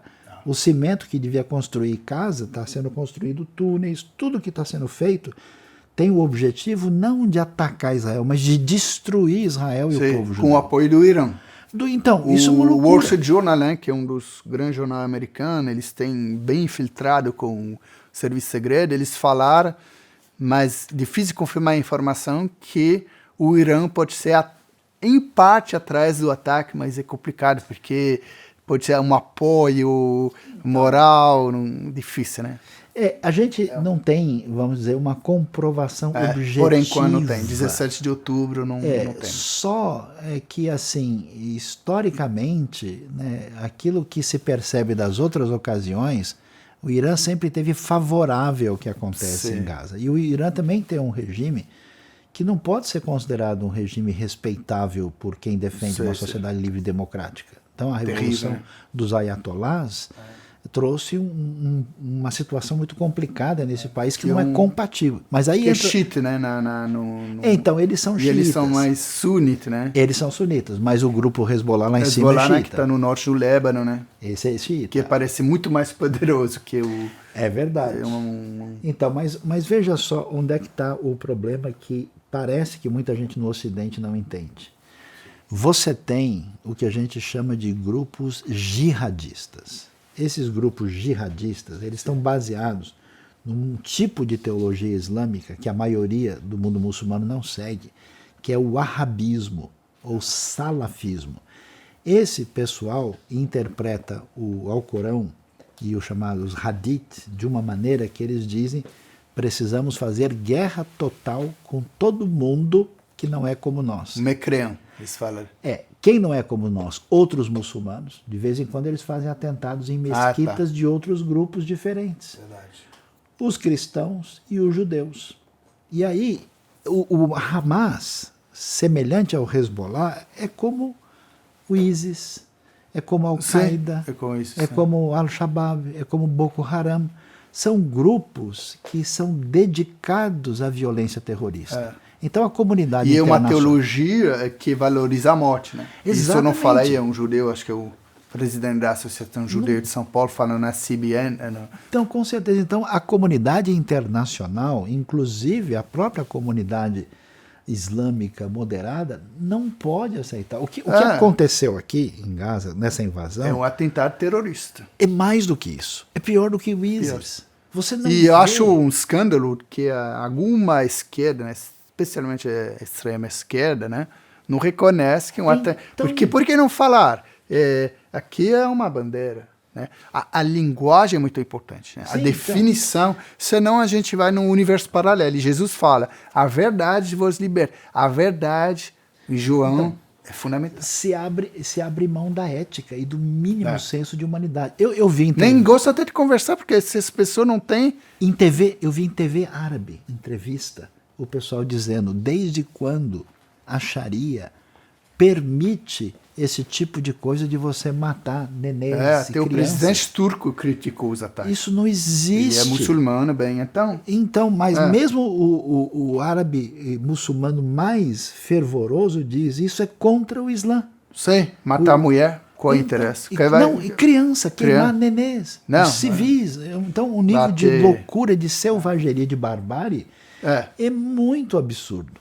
E aí não tem como, por mais que você valorize, eu acho que nós devemos fazer isso, ter misericórdia dos palestinos, abençoar árabes, judeus e todos os povos da terra merecem a nossa ação favorável e bondosa. Não tem como, em nome dessa bondade, você dizer, não, isso aí aconteceu, mas não. Isso é inaceitável. O mas não vai. Né? Agora também, lógico que tem a proporção dos ataques, mas a gente não vai falar muito isso. A gente grava 17 de outubro, tem 2 porta-aviões americanos lá no Mar Mediterrâneo. Imagine que a diplomacia americana ela vai trabalhar com Israel, de não exagerar, né? Se temos, eu estou anotando, 1.400 mortos, Israel pode se defender, mas se eles matam 1 milhão também não dá na proporção. Com certeza, Israel são inteligentes, precisa tomar todo o cuidado de poupar o máximo possível infelizmente já tem família morta também, mas eu não vou julgar. Javier, vou dizer para você, no fundo o pessoal reclama, Gaza virou, como se diz, um grande campo de concentração. Não verdade, essa palavra mas horrível. causado pelo Hamas.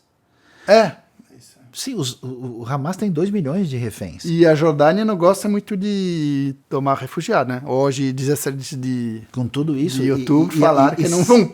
E Egito também não gosta. Então, né? Tem mais 100 milhões de pessoas. Tem Egito, 2 milhões a menos. Tem coisa estranha também, né? Não, veja que sempre Gaza teve fronteira com o Egito. A pergunta é por que o Egito deixa a fronteira fechada tanto quanto Israel? Porque o Egito se livrou da Irmandade Muçulmana. Sim. O Egito não quer abrir espaço para que... É que é uma ditadura egípcia, né? Como apoio americano, eu não estou criticando, como general, né? E vai ter eleição, na minha opinião, que não vão ser eleição de verdade Tudo em dezembro. Bem, mas o Egito, se abrir espaço para o Hamas se instalar no Egito, eles vão ter um problema gigante. Entendo. Então, é uma contaminação que... Egito é muito inteligente, é muito ligado no serviço segredo americano, né? Todo mundo sabe disso. Não vai sair só refugiado. Esse é o problema. É por isso que é uma situação muito difícil. Ao final, o Irã, que é o grande... O centro maior por trás de muita coisa que traz instabilidade no Oriente Médio. É um grande país, Irã, né? Também mais 100 milhões de pessoas. E é uma pena, porque o povo iraniano é um povo extraordinário, um povo inteligente. A gente falou da Pérsia, né? Impressionante. E hoje, até muita gente do povo iraniano, você tem refugiados iranianos em vários lugares do mundo. E eles desejam e querem que a coisa seja... A diáspora iraniana, conhece em Genebra, ela é muito avançada, né? Mas, e para concluir essa parte mais da situação agora, você que viajou muitas vezes para Israel, você tem uma saída, pensando talvez no próximo ano... Olha, eu acho o seguinte... Para fazer uma paz... Eu acho que talvez em algumas semanas, não posso precisar como tal, a crise maior deve ser vencida. Eu ainda sou otimista. Eu acho que apesar de estar num momento tão difícil, eu não acredito que haja condições... Né? Eu acho que até o que o pessoal do Hamas fez foi já um grito de desespero. Porque, na verdade, a paz tem crescido na região. Israel entrou em paz com Bahrein, com Emirados Árabes. Agora com a Arábia Saudita, né? Arábia Saudita, os acordos de Abraão. Conversa estava crescendo com Marrocos, com Sudão.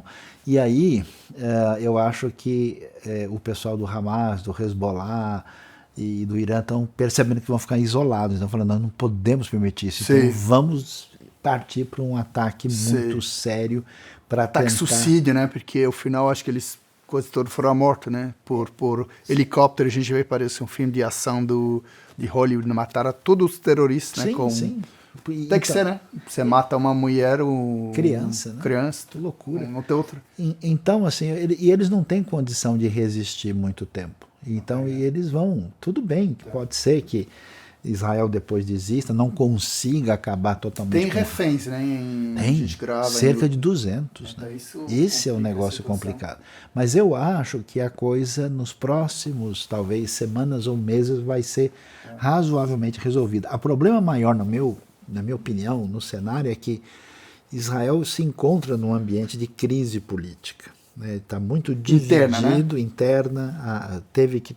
É um governo que só tem uma câmara, né? No Brasil temos o legislativo... Não, tem duas câmaras, né? Do legislativo, senador e Israel só tem um parlamento só. Um parlamento e... Diga-se de passagem que tem 120 cadeiras e 13 são para árabes. Esse é o governo de Israel. Eu visitei pessoalmente lá dentro o Knesset. E uma luta contra o Tribunal Supremo, né?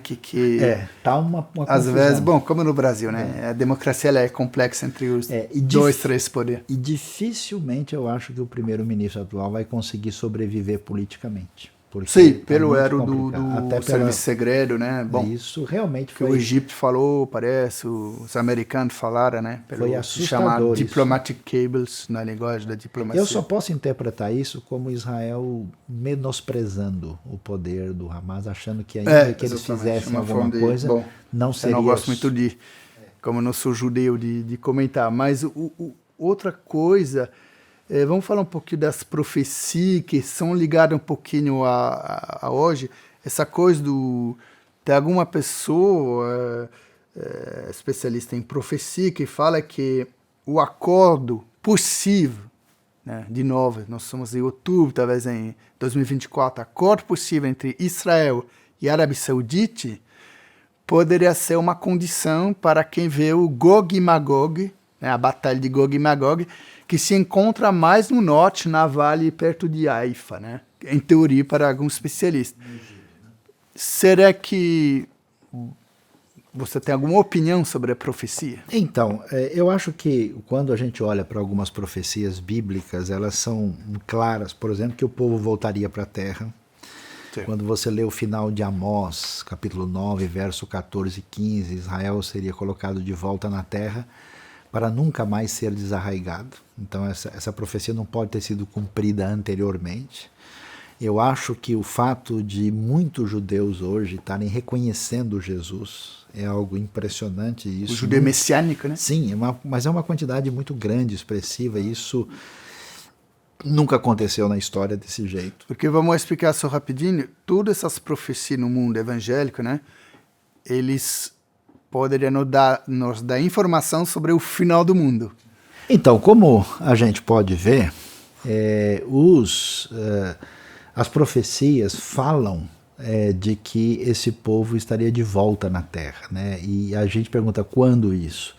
Amós, no final do capítulo 9, verso 14 e 15, fala que o povo estaria de volta na terra, Deus iria plantá-los lá para nunca mais serem desarraigados. Isso não aconteceu em nenhum momento da história. Então eu entendo que o povo de volta para a terra tem a ver com profecia bíblica.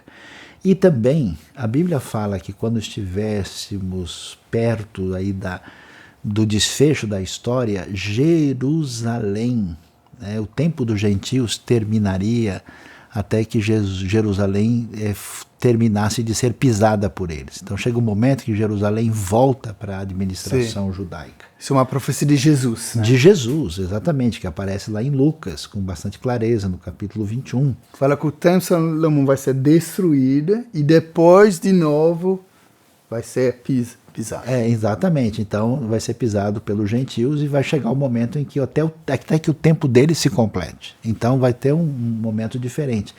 Curiosamente, Jesus também que disse em Mateus 24:14 que o evangelho do reino será pregado a todas as nações e depois virá o fim. E a primeira vez na história que o evangelho de fato vai alcançar todas as tribos e nações, e ao mesmo tempo, nesse grande progresso do evangelho, o que chama atenção é que pela primeira vez na história um número crescente e significativo de judeus se afastando do trauma histórico da cristandade tem reconhecido Jesus como Messias. Então, isso parece com clareza, né, que a coisa vai nessa direção. Agora, quando se fala de Gog e Magog, que aparece em Ezequiel e depois é retomado em Apocalipse, lá fala das nações dos 4 cantos da terra. Ou seja, o Apocalipse não fala para a gente exatamente quem vem e quem não vem. Eu não acredito, porque para mim, Xavier, o que tem acontecido na história é o seguinte: pessoas que estão na Europa às vezes querem ver o eixo do mal no Oriente Médio. Pessoas que estão no ambiente das Américas acham que o mal vem da Europa. Pessoas que vêm de um contexto de conflito com o catolicismo acham que o mal vem de Roma e do Papa. Pessoas que estão na Ásia acham que o mal vem do Ocidente. Então, fica um negócio complicado porque a gente escolhe um inimigo político para dizer esse é Gog e Magog. Agora, desde os tempos antigos, o pessoal dizia, não, Gog e Magog são os árabes, Gog e Magog são os turcos invadindo Viena, não, Gog e Magog é a Rússia, não, Gog e Magog é o Irã, entendeu? Mas não tem nenhum elemento objetivo. Então eu acho que existe um perigo aí da gente querer colocar certas coisas como referência a isso e apressar uma visão profética que não se concretiza, né? Então, dizer que a aproximação com a Arábia Saudita vai começar a Terceira Guerra Mundial, existe um pessoal... Que é uma profecia de Daniel 9:27, né? Que seria necessário um acordo para provocar o retorno do anticristo. O Gog é anticristo, não sei, né? E o Magog seria esses países, no Irã, Turquia. Veja, o jeito da cabeça hebraica bíblica pensar é diferente do nosso jeito ocidental. Aí pergunta, quem é e onde está o anticristo? A resposta bíblica é tripla. Quando você vê a referência do anticristo, ela se refere a Nero. O número do nome dele dá 666. Nero, num certo sentido, é a besta, e ele é o anticristo no primeiro século. 1 João 2,18 diz que muitos anticristos têm saído pelo mundo. Então, o Hitler seria um anticristo? Sim, entre muitos, né? Então, no mundo antigo, vendo a estátua de Daniel, vendo a visão dos animais, você vai ver que Babilônia, Egito e Roma são basicamente a mesma coisa, o império antideus. Eu acho que no fim dos tempos vai haver uma união mundial anti-Deus, e não só de americanos, ou só de europeus, ou só de Oriente Médio, só de asiático, de africano, não é assim. E haverá um anticristo definitivo final. Então eu acho que tem gente... Essa batalha vai acontecer poderá acontecer no norte do Israel? Então, eu não acredito. Por quê? Porque o lugar específico é abaixo, vale, né, é aqui, o vale, embaixo aqui, ó, aí em cima, aqui um pouquinho embaixo. Um pouquinho embaixo. Acima, aí, nessa, porque o vale de Megido, né? Exatamente. Aí é o vale do Harmagedon. É isso. É o Harmagedon. É o filme de Hollywood, Armageddon. E aí você tem a região do Vale de Jezreel. Por que ele fala sobre isso? Porque Megido é a cidade mais importante do ponto de vista estratégico da região. É aí que morreu o rei Josias. Quem controla Megido, ele tem o domínio estratégico da terra. Agora, o que o texto bíblico fala é que vai ter um exército de 200 milhões de pessoas. Pergunta, onde é que cabe isso aí? Então, veja, o livro de Apocalipse não é um livro literal, linear, é um livro simbólico. Pode até ser que alguma coisa em Megido dê o início de um conflito maior. Mas não dá para colocar 200... Imagina, Israel está com 9 milhões de habitantes e já acha que é muita coisa. Imagina que é 200 milhões de habitantes num pedaço de terra e que é metade do tamanho da Suíça. Não é possível um negócio desse. Então, eu acho que a maneira de interpretar ela é um pouco desfocada e pode ser mal direcionada. O que a Bíblia está querendo mostrar para a gente é que nós devemos saber que as coisas que estão acontecendo estão sob o domínio de Deus. Vai haver conflitos, tribulação e dias difíceis, mas ela não deu para a gente a agenda do Google. Tanto cristãos se enganaram, né? Ela não deu para a gente a planilha do Excel. Né? Ela não fez isso. E ela diz que a gente tem que ter esperança. E se começar a acontecer qualquer coisa desse jeito, você levanta a sua cabeça porque próximo está a redenção. Não é para adivinhar o dia da volta de Cristo. Tem um pecado de adivinhar o futuro, me parece. Né? Não pode. Então você não acredita muito numa aceleração das profecias. Porque tem outra profecia que é importante, a construção, você falou do terceiro templo. Sim. Alguma pessoa que pode construir amanhã, não então, amanhã, aí não tem sei, duas coisas. 2025. Né? As profecias são seletivas. A profecia de Isaías 19, 23 a 25, diz que vai haver uma estrada ligando o Egito à Síria, e que os três serão juntos, vão adorar a Deus, o Egito, Israel e a Síria. Essa profecia ninguém escolhe, ninguém fala. O pessoal só quer profecia ruim, só quer profecia de conflito. Então, quando a gente fala sobre isso, a coisa precisa ser mais bem direcionada. Terceiro templo. Deve haver um terceiro templo? Na minha opinião, sim. Por 3 razões. A primeira é que você precisa entender um pouco o que a gente chama de teologia judaica. O que na tradição judaica é a coisa mais importante que existe? É o templo. Por quê? Na verdade, é a lei de Deus. A lei são 613 mandamentos.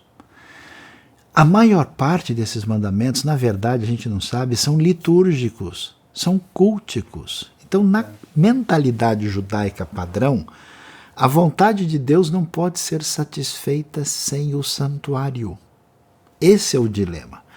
E por que Israel não tem o templo santuário? Porque está sob disciplina divina. Por isso o templo caiu 2 vezes no mesmo dia. Então, na teologia judaica existe um negócio chamado Geulah. A Geulah é a redenção.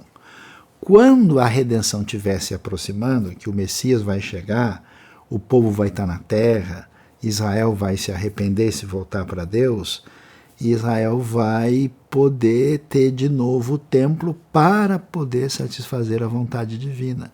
Por isso se espera. Então, os judeus podem até discutir como é que vai ser esse templo, qual é o tamanho, se ele é mais físico, se ele é menos físico, mas a necessidade de um templo é fundamental. Então, em Israel, em Jerusalém, existe uma organização religiosa que tem todos os utensílios do templo preparados. Eu já estive lá várias vezes, eu levo o pessoal para entender, até para ver como é que eram os utensílios, é mais uma aula prática e concreta. E eles então aguardam o momento. E por que eu entendo que deve haver um terceiro templo? A segunda razão, porque o livro de Ezequiel profetiza isso. E aquilo não se cumpriu em nenhum outro momento, não dá para a gente pensar. Terceiro, porque Jesus diz claramente nos evangelhos, quando a gente vê os capítulos proféticos de Mateus 24, Marcos 13, Lucas 21, você vai ouvir falar aquilo que é uma retomada de Daniel. Quando vocês forem ver a abominação da desolação, o sacrilégio terrível no lugar santo, a impressão que dá é que nesse desfecho da história você vai ter alguma coisa profanadora no lugar santo. E o que é lugar santo na literatura bíblica? Não é Notre Dame, não é a Catedral de São Paulo, só pode ser o Templo de Jerusalém. Agora, muita gente entra em crise com isso, fala, então quer dizer que o templo a gente vai voltar a fazer sacrifícios? Veja, não é que esse templo vai servir para nós cultuarmos, mas que ele vai ser uma realidade que vai estar presente no desfecho da história. E todo mundo sabe qual que é a questão séria ali. É que o lugar do antigo templo é onde hoje nós temos o Domo da Rocha, e no fundo a questão religiosa ela está muito presente nessa situação de tensão entre muçulmanos e judeus. E a gente vê que Israel continua ser o centro do mundo, né? Porque temos, às vezes eu falo 3 bilhões talvez de cristãos, 2,5 bilhões de muçulmanos, os judeus são 15 milhões. 15 milhões, muito pequena, né? Não significa que não tem valor, mas quer dizer, e lá, esse pequeno país, né? O centro, né? Você olha o CNN, né? Que é o maior noticiário do mundo, né? Não estou falando maior, faz uma semana, 10 dias, só tem quase notícia o tempo todo para Israel. E a gente pode pensar por quê? Porque o final é tão longe dos Estados Unidos, mas porque tem 1 bilhão de evangélicos, tem os católicos que assistem, os muçulmanos, virou o centro do mundo. Não é só espiritual, também política, né? Exatamente. Se você quer concluir e talvez uma esperança de paz, porque muito obrigado, professor Sayão, foi um prazer grande. Espero que você volte um dia. Deus abençoe o trabalho de vocês, é muito bom. Veja, a gente, acho que em primeiro lugar, quem faz parte da comunidade cristã e principalmente evangélica, a gente deve reconhecer, né, a nossa dívida histórica, ética, moral e de fé com os judeus, que eu diria que a gente pode chamar dos nossos irmãos mais velhos, né? E acho interessante, né, em homenagem a um dos maiores estudiosos da Bíblia, que é exatamente o nosso amigo Karl Barth, suíço, né? Karl Barth, no seu Die Kirchliche Dogmatik, na sua grande obra, né, ele é um dos poucos estudiosos, assim, teólogos de expressão, que dizia que a realidade do Estado de Israel, do povo judeu e de Israel, era uma prova concreta da existência e da ação de Deus na história, né? E que seria loucura lutar e se voltar contra esse povo. E a outra questão que é significativa, de fato, tudo que acontece com Israel é algo, tirando os exageros e as conclusões apressadas e indevidas dos que querem adivinhar as coisas, isso tem a ver com a ação de Deus na história e com o desfecho vitorioso do reino de Deus. E a gente não podia influenciar a história. Seria muita arrogância nossa. Com certeza. Parece que um dia o George Bush falou, mas isso não foi comprovado para Jacques Chirac, que ele estava influenciando Gog e Magog. Não está comprovado, mas pode ser. Mas acho errado de influenciar a história. E a terceira coisa que eu acho que é importante a gente entender é que os valores de Israel, os valores que você tem no contexto judaico, são os valores judaico-cristãos, né? Então, quando você vê um indivíduo, por exemplo, celebrando a morte e valorizando uma pessoa, destruir os outros explodindo uma bomba no seu corpo, isso está fora da nossa perspectiva. Então, eu não posso concordar com uma teocracia jihadista, porque os valores são outros. Então, o valor da liberdade, o valor da democracia, o respeito ao ser humano, o valor dos homens, das mulheres, das crianças, dos cidadãos, o valor da vida. A vida não tem... civilização, né? Exato, ocidental, né? Não tem preço, né? Então, toda a nossa construção que passa por essa ligação entre a sabedoria grega e a espiritualidade que veio da tradição judaica e se estabeleceu, né, no ambiente cristão, desde do Clovis, rei dos francos, né, no ano 400, a Europa com a sua história, o mundo ocidental. Então, os valores de Israel são os meus valores. Então, uma sociedade que produz ciência, produz pesquisa, produz liberdade e desenvolvimento, você vê... 25% dos prêmios Nobel, né? Então... Sobre os 1000, a gente fala de 18 milhões de judeus. Então é 0,01%, mas 25%. Por quê? Então você vai para... física, 30%. Universidade Hebraica de Jerusalém, você vê moças muçulmanas com véu estudando lá. Você vê o pessoal plantando alface no deserto, né? E os kibbutz era de esquerda, né? Então eles mataram realmente pessoa que era em favor da paz, né? É trágico. É uma coisa muito complicada, não dá para entender. Então eu não posso de maneira nenhuma diminuir quão terrível é esse tipo de atentado, e eu posso até, como eu posso questionar o Brasil e entender que certas ações no Brasil, na Suíça, na França, na Argentina são boas ou ruins, ou os Estados Unidos acertou aqui, errou, mas concordar com aquela barbárie não tem jeito. Então eu acho que nós devemos apoiar Israel, devemos aconselhar Israel a continuar a ser humanitário na sua maneira de agir, e que nós, como seguidores de Jesus, né, que devemos ser agentes de paz, devemos ser pacificadores e ser sal da terra e luz do mundo, e vermos se o nosso cristianismo é sério o suficiente para a gente beneficiar a sociedade e a comunidade à nossa volta. Que Deus nos abençoe nesse caminho. Obrigado, professor. Até breve. Tchau, tchau.